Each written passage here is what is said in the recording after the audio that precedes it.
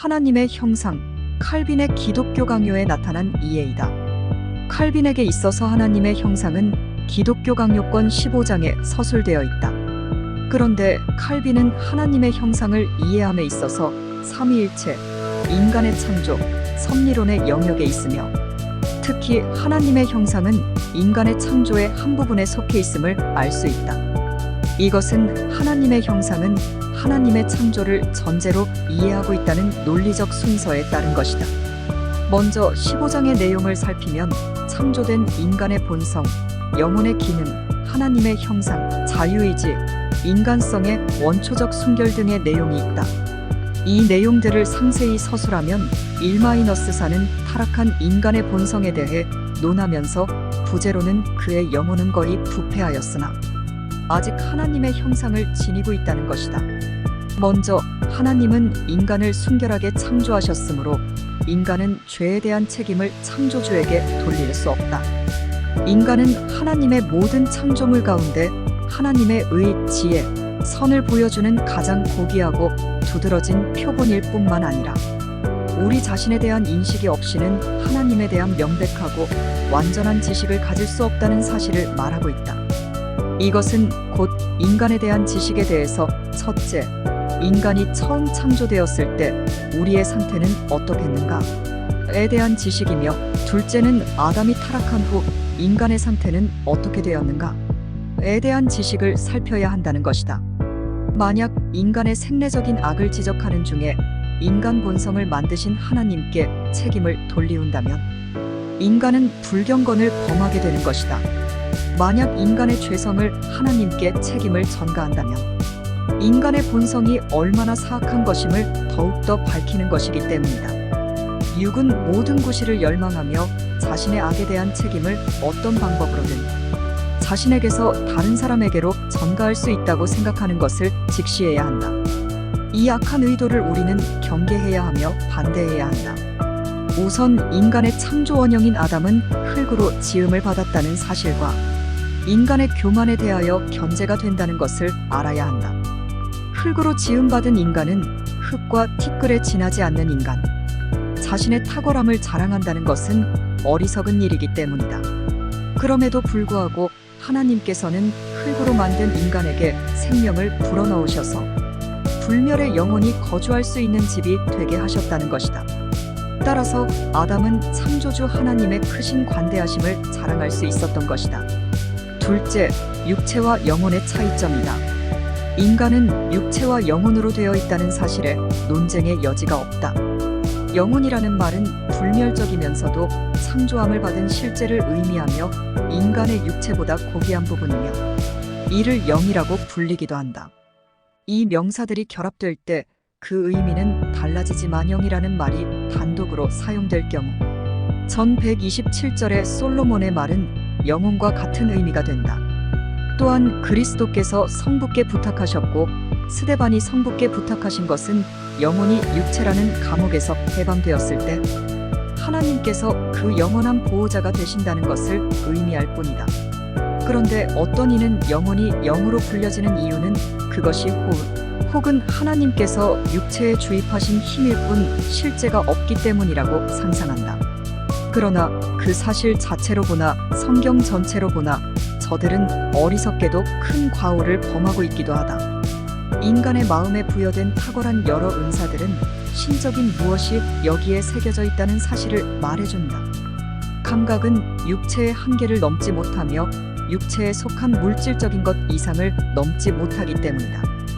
그러나 인간 마음의 민첩함은 천지와 자연의 비밀을 찾아내며 이해와 기억으로 모든 시대를 알고 모든 사물을 적절한 순서에 따라 배열하는 능력들은 분명히 육체와 분리되는 인간에게 감추어진 사실을 명백하게 보여준다. 우리의 지성으로 보이지 않는 하나님과 천사들을 이해하지만 육체는 전혀 그러한 개념을 형성하지 못한다. 이것들은 육체적 감각에 감추어져 있다는 의미에서 영은 틀림없는 지성의 좌소임은 분명하다. 셋째, 하나님의 형상대로 창조된 인간의 이해이다. 칼빈은 하나님의 형상에 믿을 만한 자료를 창 127절에서 찾고 있다. 왜냐하면 하나님이 영광이 인간의 외형에서 빛나고 있지만 그 형상의 본래의 좌소가 영혼에 자리 잡고 있음은 의심할 여지가 없기 때문이다. 인간의 외형이 우리를 동물과 구별하고 분리시키며 동시에 우리를 하나님께 더욱 가까이 결합시켜준다는 사실을 부정하지 않는다. 만일 누구든지 다른 동물들은 땅을 내려다보도록 되어 있으나 사람은 얼굴을 똑바로 들고 하늘을 응시하며 별을 바라보도록 되어 있다는 사실을 하나님의 형상과 결합시키려 한다면 이것은 어리석은 논쟁일 것이다.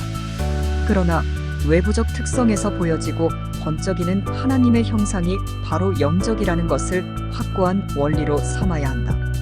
오시안더는 자신의 저서에서 무익한 생각을 만들어냄으로써 그가 그릇된 재간꾼임을 증명해 보였다. 그는 무분별하게 하나님의 형상을 육체와 영혼 양자에게 확대함으로 하늘과 땅을 혼동하였던 것이다. 성부, 성자, 성령은 그 형상을 인간에게 두었다고 그는 주장하였다. 아담이 비록 자신의 완전함을 그대로 보존하였다 해도 그리스도는 그리스도대로 인간이 되었을 것이기 때문이라는 것이다. 이와 같이 그리스도를 위하여 정해진 육체는 그것이 형성된 육체적 외모이며 표본이요 전형이었다.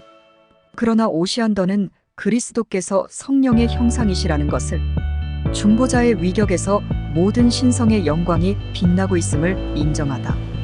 그러나 순서상 그 영원하신 말씀이 어떻게 성령의 형상이라고 불릴 수 있겠는가? 만약 성자가 성령의 형상으로 표현된다면 성자와 성령의 구별은 없어지고 말 것이다. 성경에서 인간은 하나님의 형상대로 지음을 받았다고 가르친다. 아담이 하나님의 형상대로 창조되었다는 것은 그가 하나님이 유일한 형상이신 그리스도와 일치하게 창조되었기 때문이라고 설명하는 자들의 영리함은 한층 그럴듯하지만 현실성이 결여되어 있다. 형상이라는 말과 모양이라는 말에 대하여 주석가들의 많은 논쟁이 있다. 그러나 이 두 말의 차이점을 까닭없이 찾고 있기 때문이다. 사실 모양이라는 말은 설명을 위해 첨가된 것뿐이고 두 말 사이에는 아무런 차이가 없다.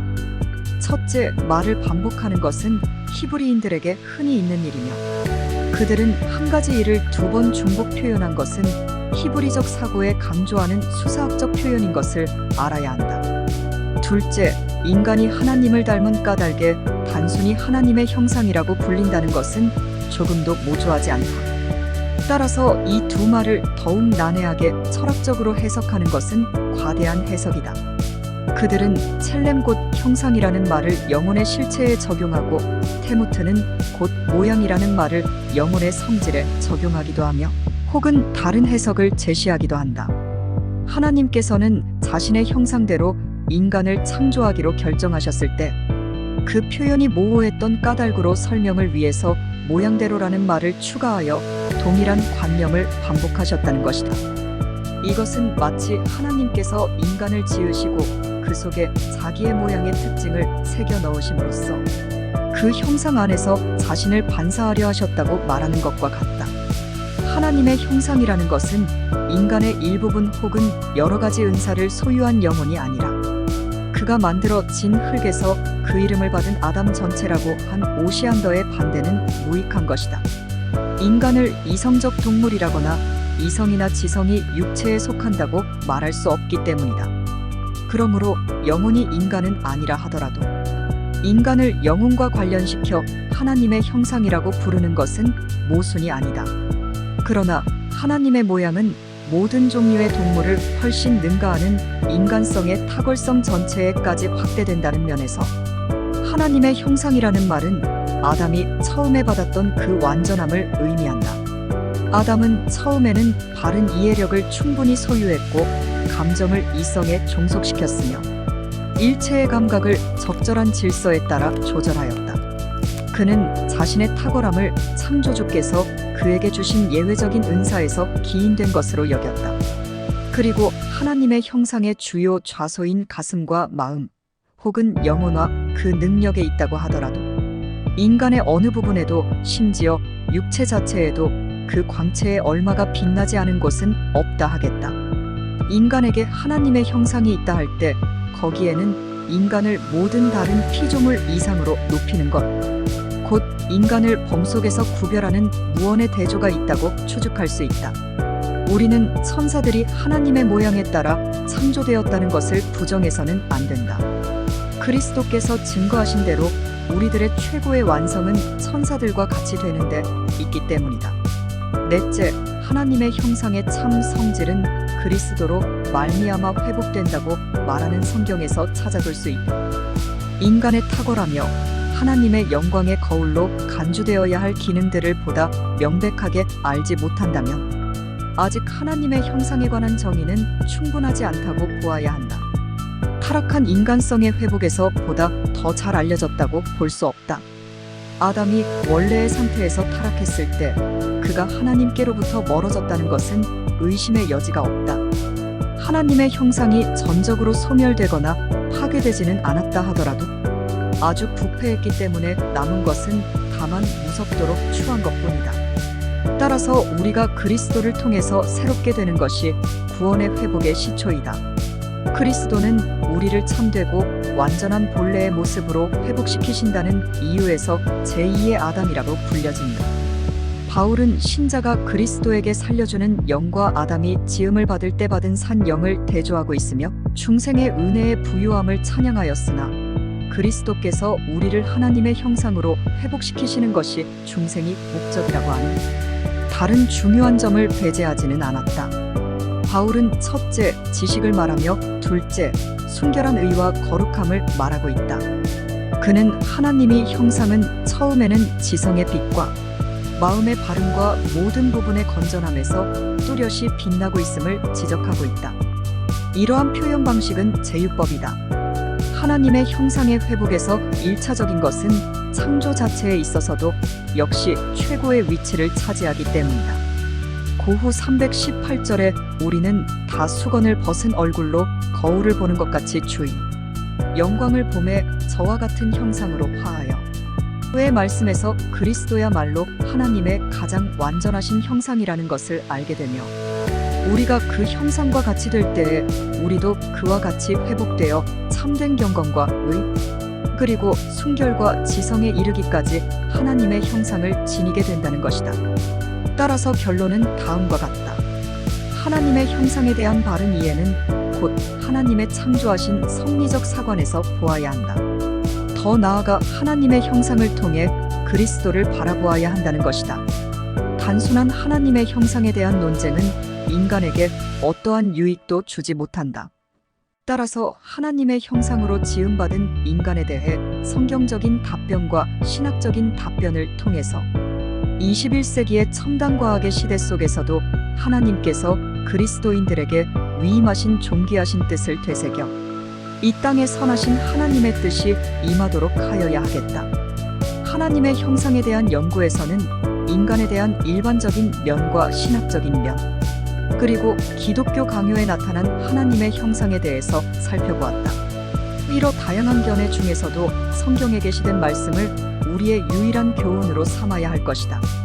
따라서 성경에서 게시된 인간은 하나님과 관계된 인간으로 하나님의 형상으로 창조된 피조물이라는 사실에 주목해야 한다.